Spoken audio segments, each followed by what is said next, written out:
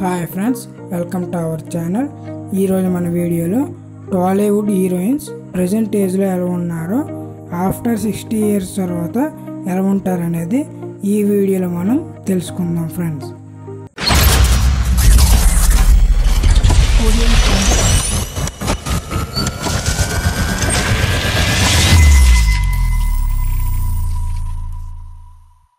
Hi friends, welcome to our channel.